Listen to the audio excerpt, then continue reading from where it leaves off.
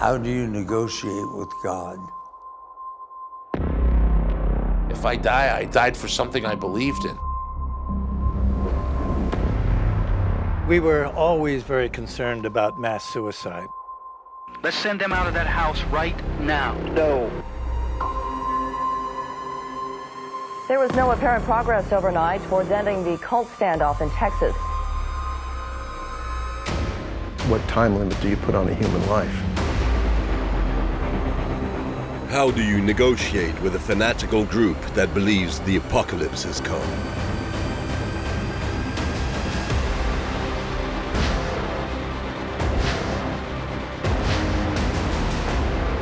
This is totally unprecedented.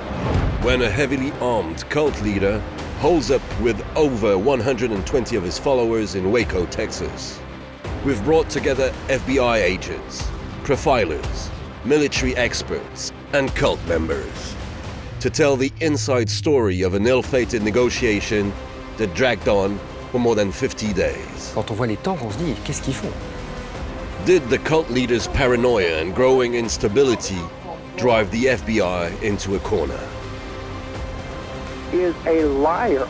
You want to just jump on this guy. Professional negotiators Marwan Mary and Laurent Combalbert will help us find the answers. Vouloir lui faire perdre son leadership, ça fait courir un risque. À tout moment, tout peut déraper. They stare down danger in fear to win people over. Negotiators.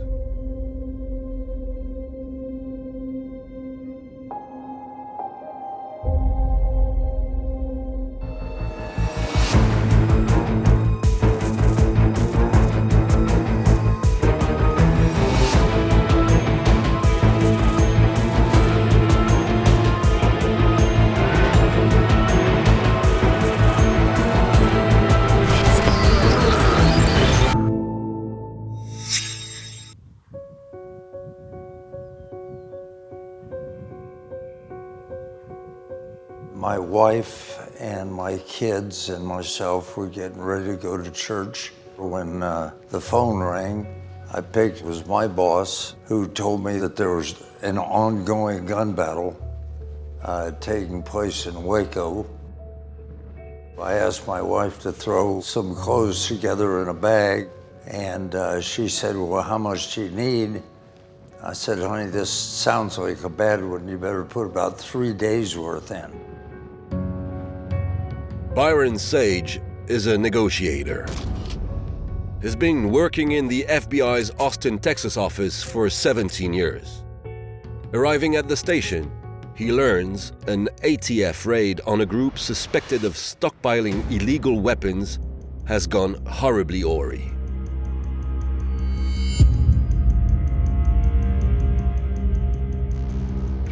It was gunfire going off simultaneously, rapidly, from both directions. 911, what's your emergency?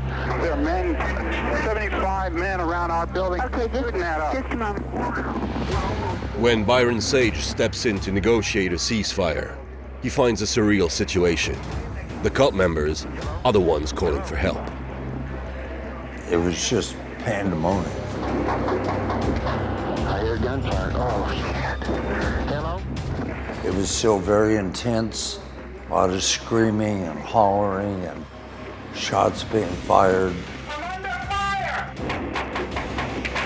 There was a young man standing between two radio consoles that had a phone to both ears.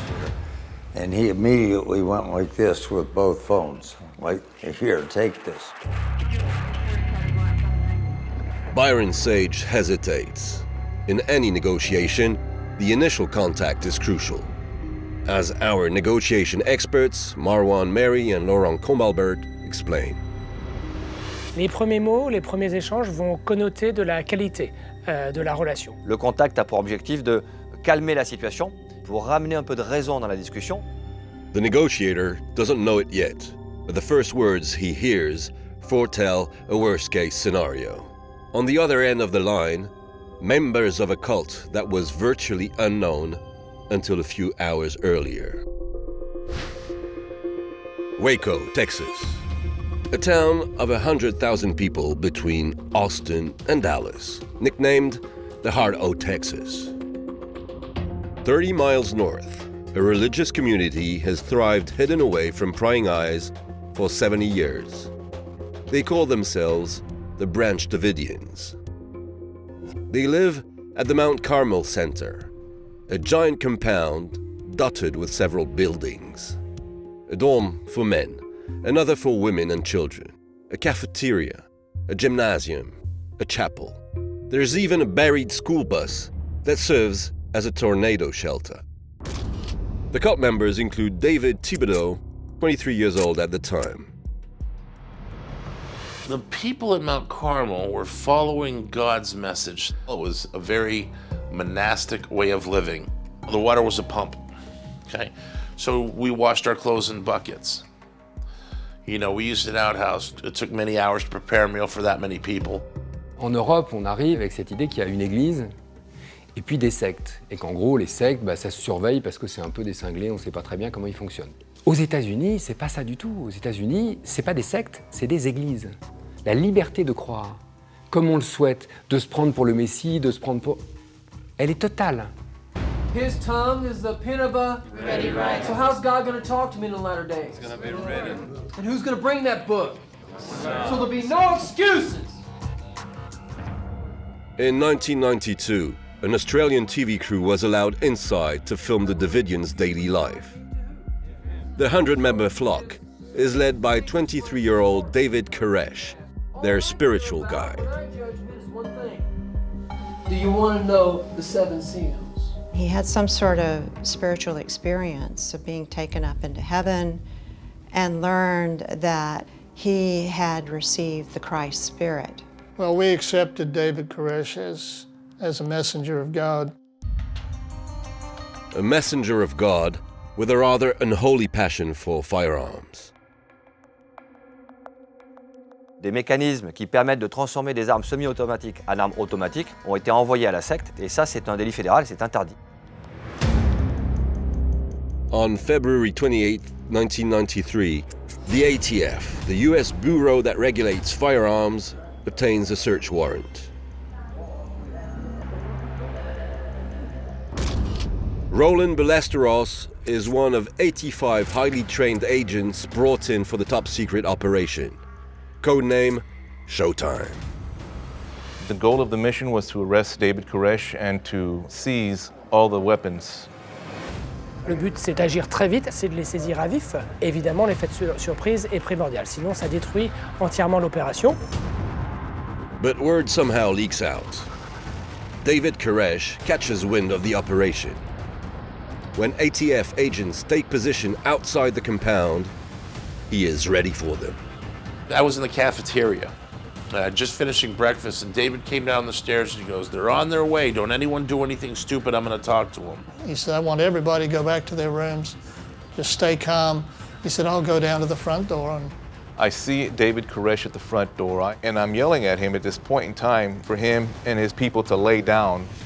He's looking around and he's asking me, what's going on? And again, I yell at him, this is a search warrant, lay down. next thing he's yelling, hey, wait a minute, there's women and children in here. And I'll never forget this, he smiled at me. He smiled at me and he closed the door. And then all hell broke loose. A gun battle erupts at Mount Carmel.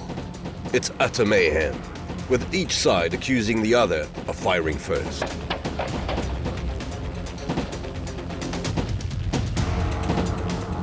I thought, oh my God, it's going to be a bloodbath.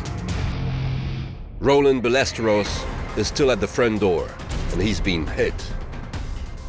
My hand got kicked back and my thumb had been blown. I'm terrified, I've been shot, and other team members telling me to put my head back down because there was a .308, that's a good-sized rifle, that was leaning out of the window trying to shoot me. I really felt I was going to die right there. This is the emergency situation Byron Sage is brought in to defuse. At 11:30 a.m., he makes contact with David Koresh. And the first words out of the cult leader's mouth are unsettling. When I got on the phone, I introduced myself and I said, by the way, how do you want me to address you? And David said to me very calmly, Agent Sage, have you ever heard a person die? And I said, yes, I have. He said, then you know how to pronounce my name. And I said, what do you mean by that? He said, my last name is like that last exhalation of breath, a death knell.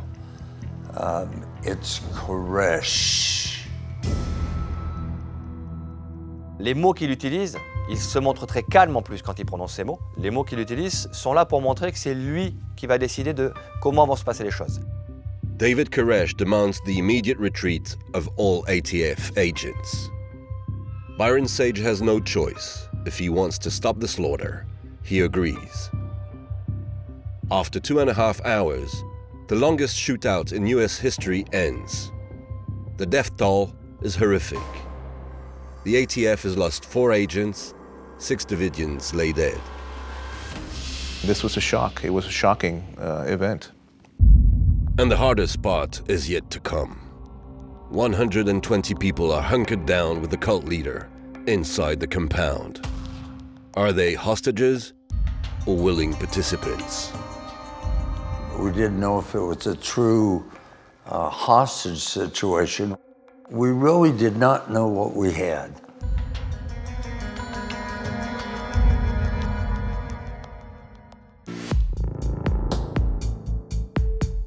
In accordance with US law, when a federal agent is killed, the FBI immediately takes over the case.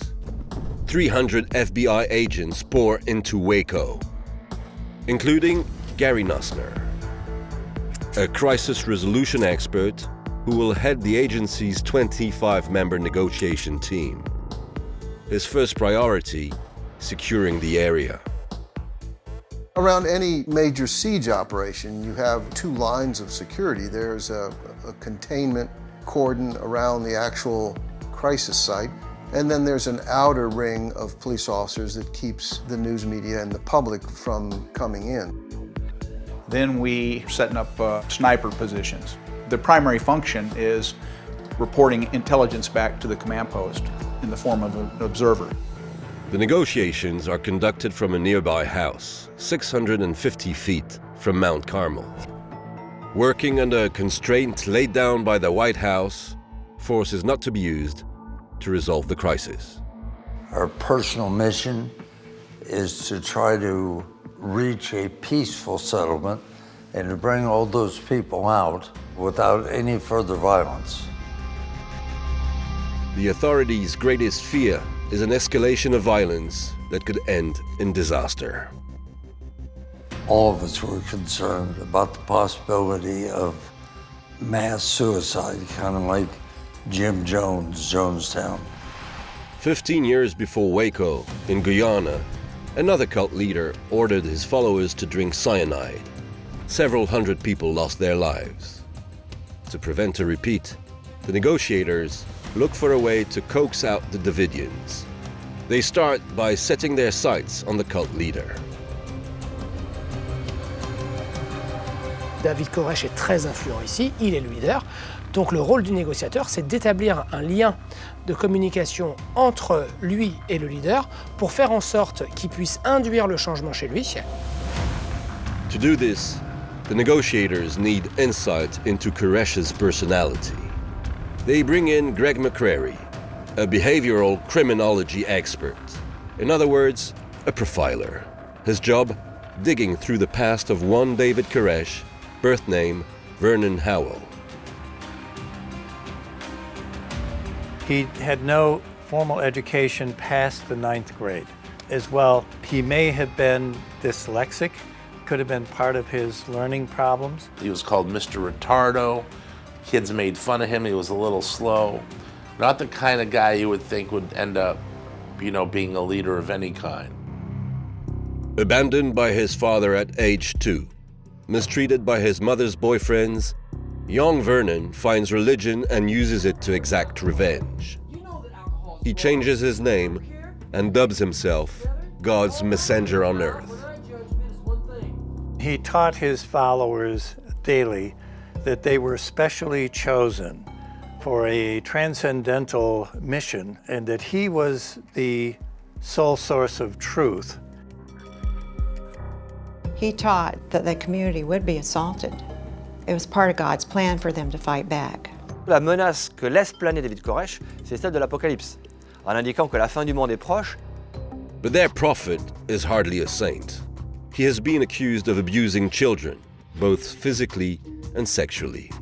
Given Koresh's dark past, the profiler's conclusions are not very promising. David Koresh, or Vernon Howell, was a charismatic psychopath who had paranoid tendencies. But they do suggest a tactic for gaining leverage in the negotiations. C'est un profil narcissique, avec un ego très très fort, mais c'est un élément qu'on peut utiliser dans la négociation en lui laissant justement penser qu'il va piloter la forme pendant qu'on reste maître du fond. When you have a narcissistic individual, they need flattery. They can't get enough, and they don't want to be told they're bad. 24 hours after the shootout ends, the negotiations open. Everything is taped. I don't care who they are. Nobody comes to my home. His primary anger was at ATF, and my initial strategy was to, in essence, say, well, this is the FBI. We said, you did the right thing by defending your home. ATF were the bad guys, you were the good guys. The negotiators' strategy works. David Koresh is receptive to the FBI's message. He lets several children and elderly cult members leave the compound. He sounded fairly reasonable to me. I felt like he was someone I could work with. There's a good reason to believe the standoff can be ended quickly. That hope is reconfirmed the next morning with a big breakthrough in the negotiation.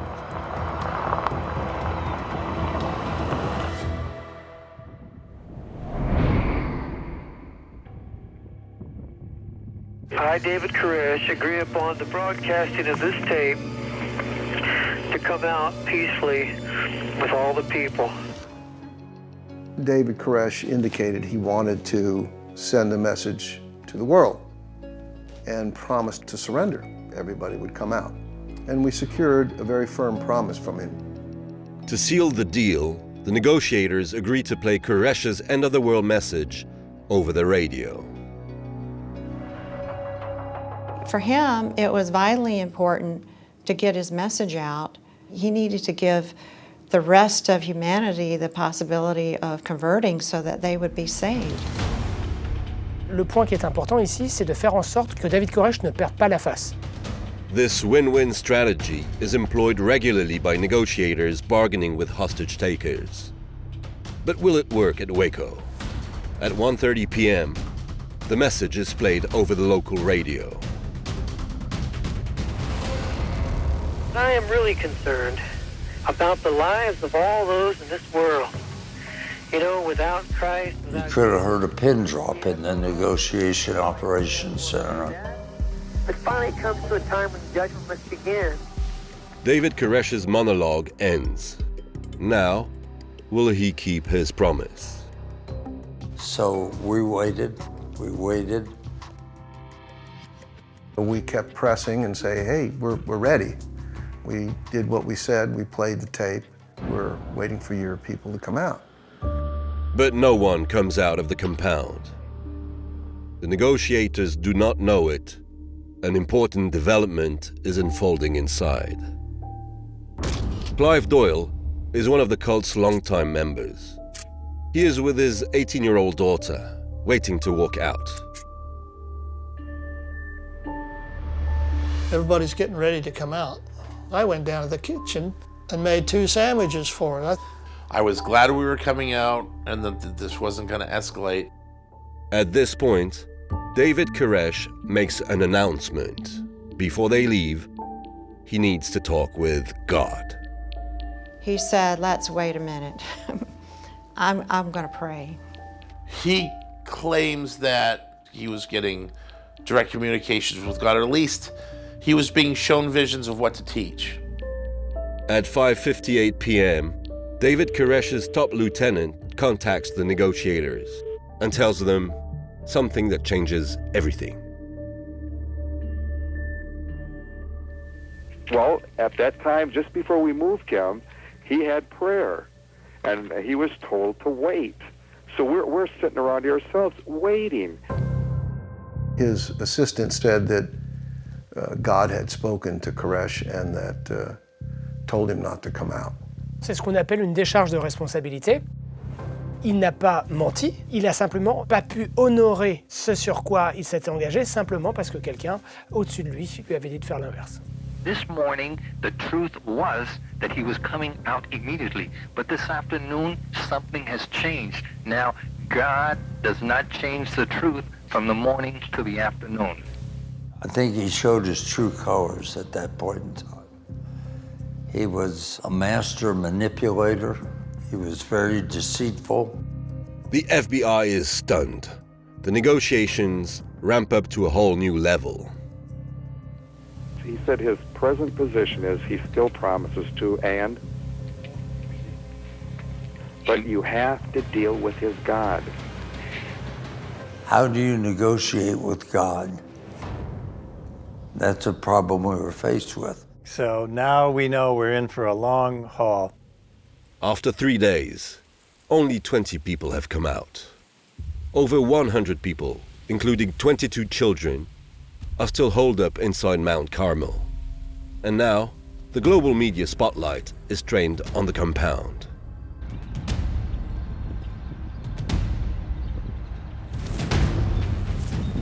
There is no official word as to what is going on inside. After 9 days of negotiations, federal authorities expressed frustration. For the past week, the negotiators have been wrestling with an unprecedented media swarm. TV crews from around the globe are camped 1,000 feet from Mount Carmel, airing round-the-clock coverage of the siege. The whole world was watching. I think everybody back in the day knew what was going on. Satellite City, c'était la route qui est un chemin de ferme sur lesquels les camions satellites ont commencé à s'agglomérer les uns après les autres. Laurent Bazin was one of the journalists reporting from WACO, covering the standoff for a major French TV network. C'était peut-être la première fois qu'on pouvait vivre comme un feuilleton à la télévision, un drame dans sa durée, quasiment 24 heures sur 24. There was something in that front car, that front seat. The media want to know, who are these people inside the compound? The negotiators are asking themselves the same question. They use a ruse to get the answer. On March the 9th, they send the Davidians a video camera, ostensibly, so they can tape messages for their families. We now could put a face with a name. We could gain more insight into the rest of the individuals in there. The rumor has gone around over the radio and the airwaves that you're being held against your will. Do you have a desire to leave? Would you like to leave? No. No. I'm here because I want to be here. Do you want to leave here? No, I don't want to leave here. 30 people tape messages and say the same thing. The negotiators' doubts are erased. If you were given the opportunity to leave now, would you like to leave? No. You sure? It's not truly a hostage situation if the person or persons inside are there voluntarily. Quand on analyse ces bandes, on voit que les Davidiens sont sereins, ils sourient même par moments, ils semblent parfaitement maîtriser la situation et heureux de leur sort. Et ils ont tout ce qu'il faut pour pouvoir tenir. Ils ont stocké beaucoup de nourriture en prévision de l'apocalypse, donc forcément pour eux, c'est pas difficile. The negotiators, in contrast, have a tough task on their hands. The only demand they had, essentially, was for us to go away, and that was the one thing we couldn't do. So it's difficult to exert leverage on somebody that doesn't need you or want you there. The negotiators learn something else from the video. It contains a special message just for them. David, anything you'd like to say? First of all, I'd like to thank the negotiators that we've been discussing with on the phone. This is the negotiators' first face-to-face with the man behind the standoff. Want to see one of the holes here? David Koresh was shot during the gun battle with ATF agents, but appears fairly relaxed. He could be charming and engaging. He could joke a little bit, using a fake voice, pretending he was John Wayne and a tough guy. Oh, it ain't nothing, tough guy like me. It's just flesh, it heals. The cult leader loves to talk, perhaps a bit too much. He slips up, boasting that he's fathered numerous babies. He already has 13 children and intends to father even more. My babies too. The rumor's true. But like I say, you don't know the seals, you don't know why. David Koresh taught that those children had special roles to play in the judgment. He had a project having 24 children with women of the community of childbearing age. The women seen in these images are very young. Some are still minors. David Koresh imposed his will on his followers to fulfill his prophecies. Basically, the people that were married in the group would be as if they were not. Only Koresh could have sex with the women. Husbands could not have sex with their own wives. The FBI agents are convinced that someone must have found this situation very hard to bear. They start looking for what negotiation experts call an emerging leader. Le leader émergent, c'est celui qu'on va identifier comme étant capable de prendre la place du leader qui est établi, ou au moins verbaliser la remise en cause du choix de Koresh de se retrancher et d'attendre. The negotiators set their sights on Steve Schneider, the cult's second in command. His wife has joined David Koresh's harem. She even has a daughter with him. My name is Judy Schneider Koresh. This is my daughter, Mina. He was very devoted to his wife, Judy, with whom he could never have a child. Your cute. They're chill. They see y'all soon. Wait. He didn't talk about it a lot to me. He would give little glimpses of his struggle. So absolutely, that must have been hard. If we could drive a wedge between Steve Schneider and the man that had impregnated his wife, perhaps Steve could bring several of those people out. On March the 9th, the negotiators make contact with Steve Schneider. Can they undermine his devotion to David Koresh? We'd use the Bible sort of strategically and carefully. We would say, we are not biblical scholars, but there's something in the Bible about adultery that isn't that wrong? There's absolute silence on the other end. You genuinely did planting that seed that you're backing the wrong person here. He would hang up and Koresh would get him and flip him right back. You know, that don't listen, they're the devil, they speak with forked tongue. In the end of the day, he was particularly devoted to David Koresh. The negotiators are disappointed, but they don't give up. They know the emerging leader tactic takes time and patience. En négociation, c'est ce qu'on appelle la maturation lente. Le négociateur ne peut pas dire de façon très frontale que Schneider a été dupé par David Koresh. Négocier, c'est induire le changement chez l'autre, c'est-à-dire l'amener à volontairement modifier sa position, choisir d'arrêter la situation et de sortir. Et malheureusement, si le temps devient une contrainte pour les négociateurs, ça va détruire l'essence même de cette technique. And in WACO, time is running short. Drastic decisions are taken, which change the course of the negotiations.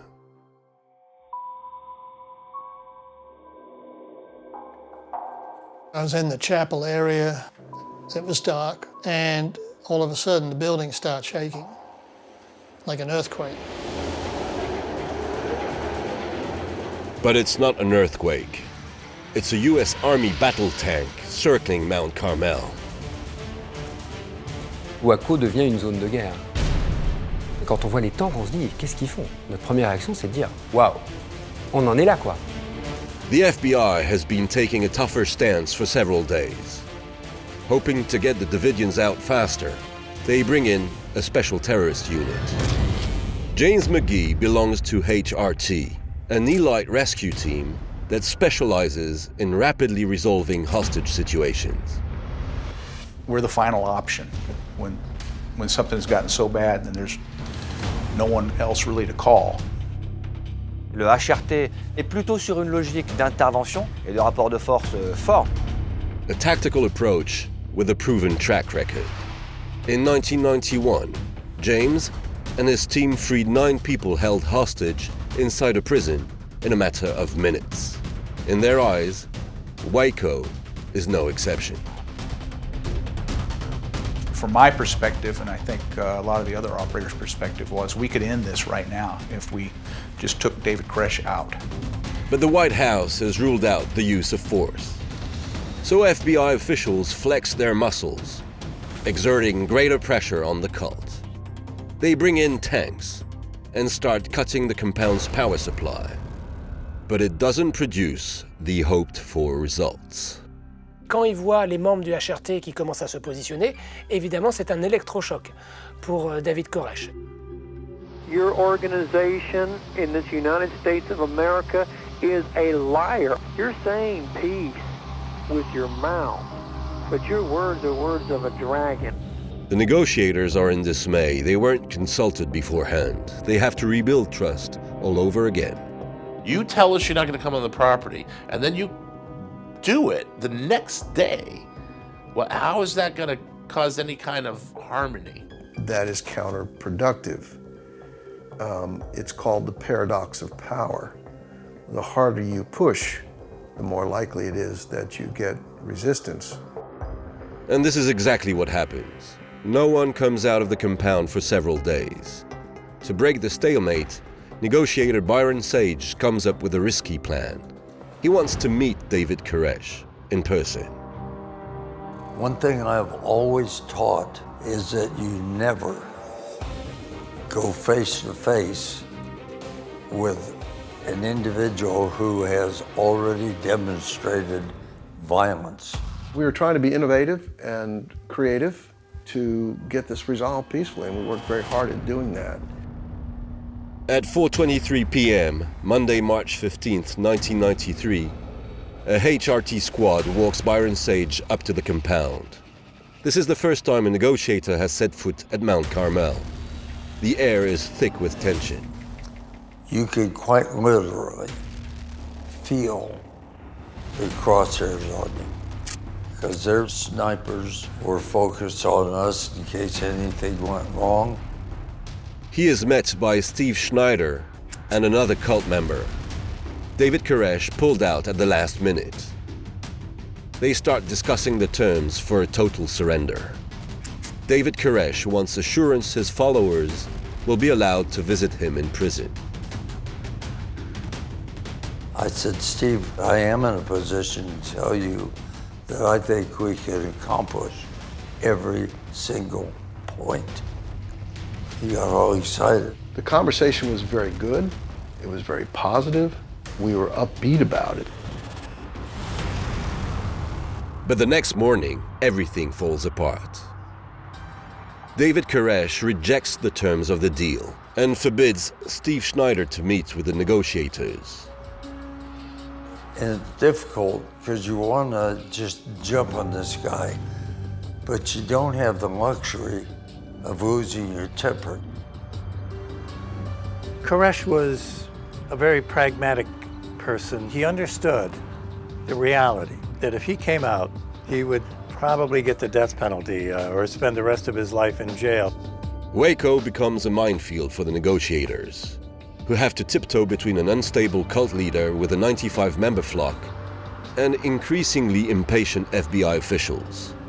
How are things going to end?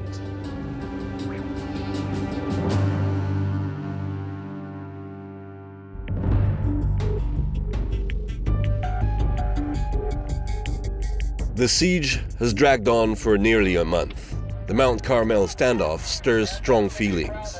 There's an outcry of disapproval in Waco, with people questioning the FBI's tactics. There were critics of the FBI in the news media. What's taking so long? How come this is costing $1 million a day? So there was a lot of those kinds of pressures. The negotiators can't afford any more mishaps. They try a new strategy. I coined the strategy trickle, flow, gush. We didn't expect to have a grand solution that would lead everyone out altogether, but we were hoping to slowly and steadily convince people to come out. On utilise souvent une technique de négociation qui s'appelle la purge. C'est de saper les fondations du monde dans lequel ils peuvent vivre, simplement pour leur faire considérer une autre réalité. We were trying to find that moment for each of those individuals that would make them reject Koresh. The negotiators spent several hours talking on the phone with each cult member, with very promising results. We had 7 adults out in one day, 7, which was a huge achievement. And when I reported this to the on-scene commander, he basically said, well, it's taking too long. Then, what the negotiators hoped to avoid at all cost happens. FBI officials ramp up the pressure on the cult. Things started to deteriorate. To push them to surrender, they aimed giant loudspeakers at the cult's dormitory, blasting disturbing sounds and music all night long. They set up the speaker systems with the loud noises, rabbits being slaughtered, Nancy Sinatra. These boots are made for walking, playing over and over again. It was all done for sleep deprivation. It was all done to annoy us. All these different types of tactics will exhaust you mentally to the point where you'll want to surrender. That contradicts all FBI policy and experience and training. We have always said that is not good, it's counterproductive, it's in fact stupid. On March 24th, 1993, things reach a breaking point. The FBI calls a press conference. The negotiators lay everything out very carefully. We told the Davidians when the press conference was coming on, because we wanted them to hear us say publicly what we said to them over the phone. But things get out of control, only making matters worse. He does not care about those children, or he's using them as a shield, which is cowardly. No, that's not the message that we wanted to send. They would make some snide, sarcastic comments that reflected a disrespect for the Davidians that caused us problems. For the head negotiator, this is the last straw. It was frustrating for me to have to deal with someone who I don't think was making good decisions. As a negotiator, we don't put a deadline on ourselves. We say we have all the time in the world. I mean, what time limit do you put on a human life? Gary Nussner is quickly brought to task. He's taken off the case. I was viewed as someone that was an impediment to a more aggressive approach. From now on, things will be handled differently. 85 people, including 20 children, are still holed up inside the compound. And the Davidians are taking an increasingly radical stance.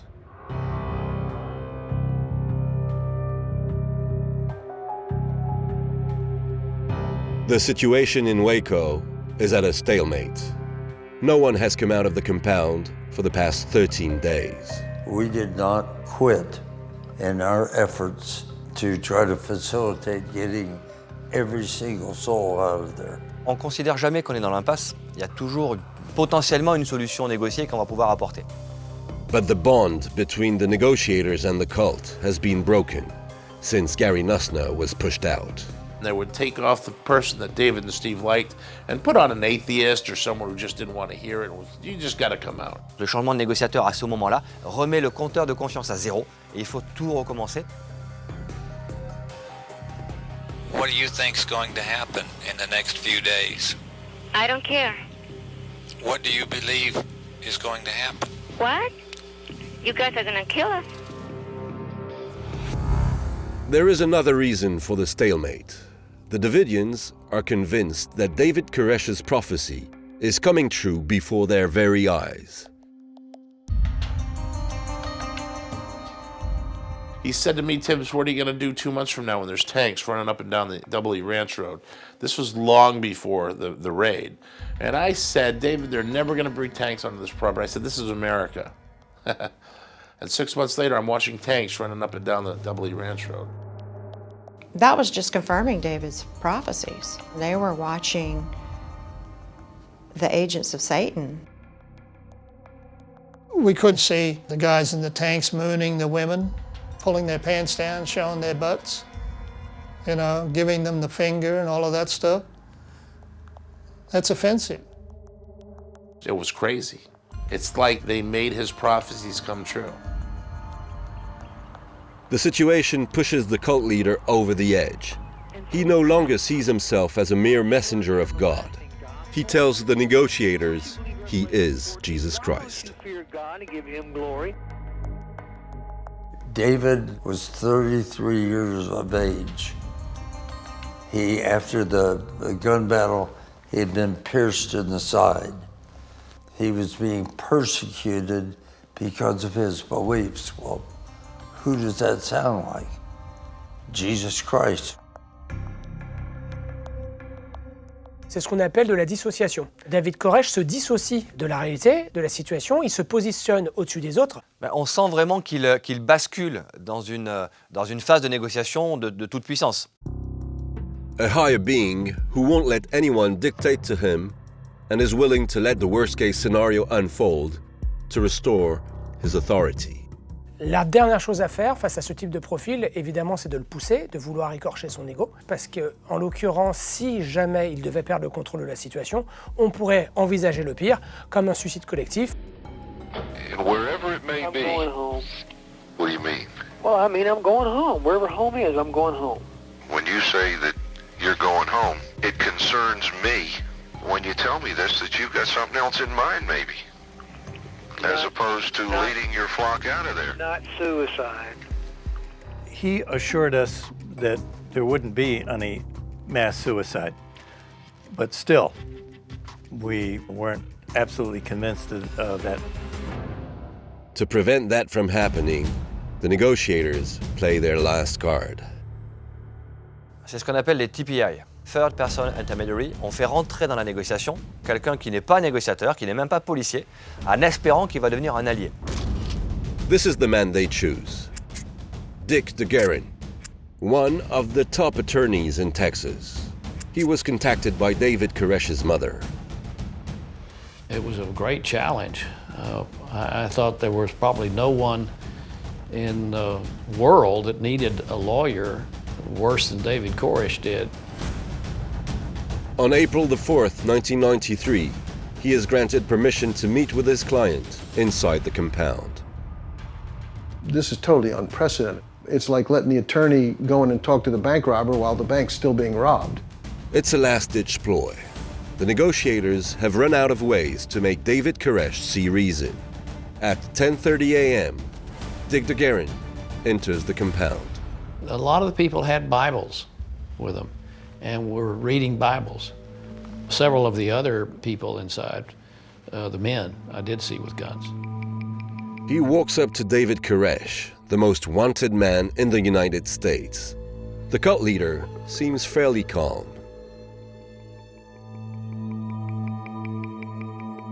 He was quiet. He'd never raised his voice with me. I didn't see any panic. I saw concern.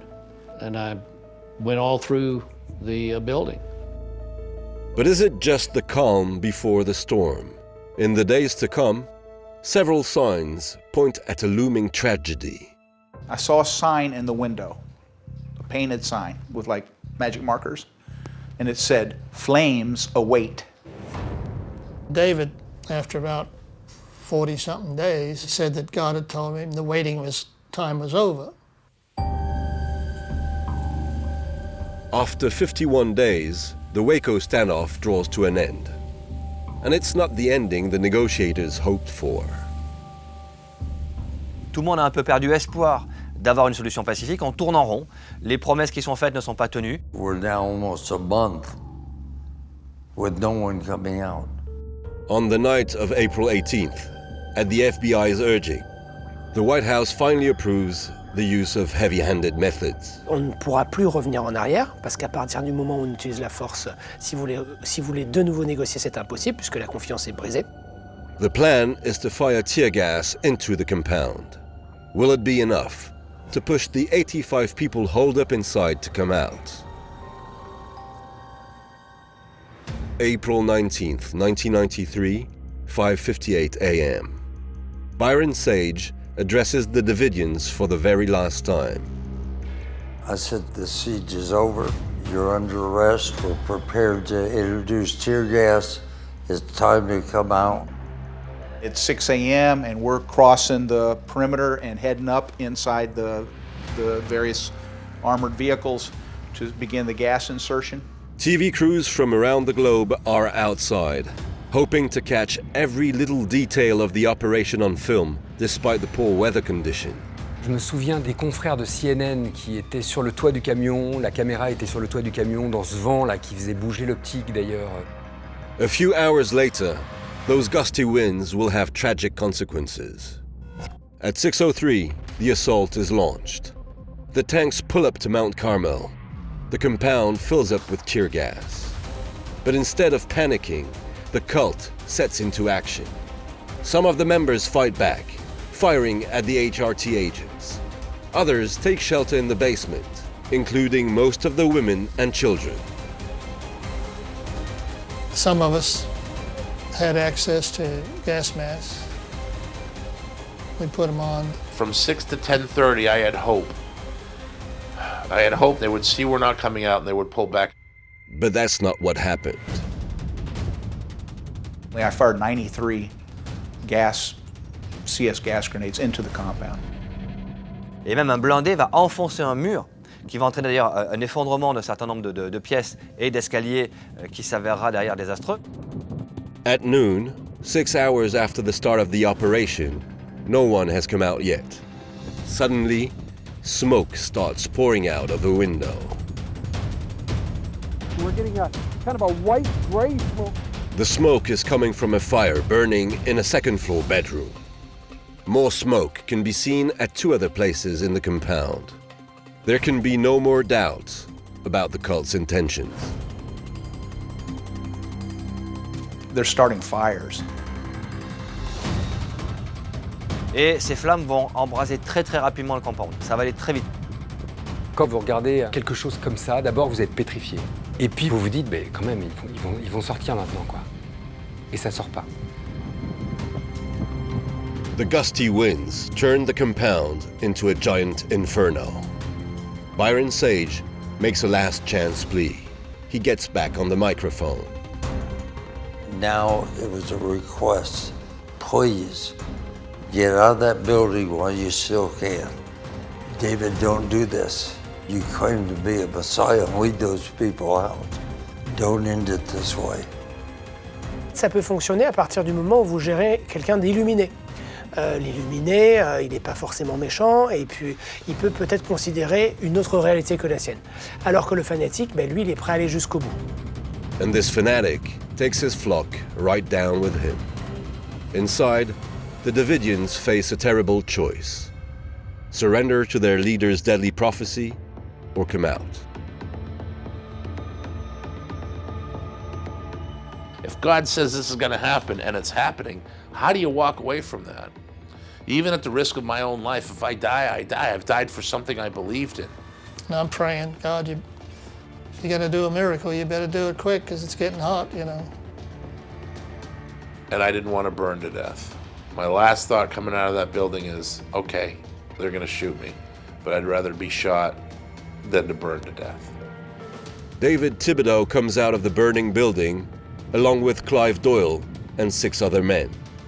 No one shoots at them. James McGee is at their side when he sees a woman jump from the 2nd floor. And then she turned and walked back into the compound on the bottom floor. And I was like, She's obviously gone back in to commit suicide. I asked the guy driving the Bradley, I said, pull down there, I'm gonna go in and get her. I found her inside the compound, laying on the floor. She was non-compliant, so I basically had to pick her up and carry her out. A few seconds after the rescue, the building collapses. It's unbelievable. I hope something like that never happens again. Soon after, gunshots ring out inside the compound. The Davidians are putting an end to their suffering. David Koresh will be found with a bullet in his head. It was clearly a disaster of monumental proportions. I don't think I've ever been more angry in my life. I was mad at David Koresh for having selfishly resisted every opportunity given to him to lead everybody out alive, which he could have done every day. It was his last fuck you to society, you know. He was not going to give us the satisfaction of him spending the rest of his life in prison. That's the only thing he had control of at that time, and he took it. In just 18 minutes, the entire compound is gone. 76 people are killed, including 20 children. A tragic ending to an extraordinary standoff. I made the decision to end negotiations. I'll never forget it because flipping that switch on the PA system, in my mind, was an admission of failure. We had not been able to get all of them out to safety. Those final moments just echo in my mind. During the ensuing investigation, illegal weapons are found in the compound ruins, confirming the ATF.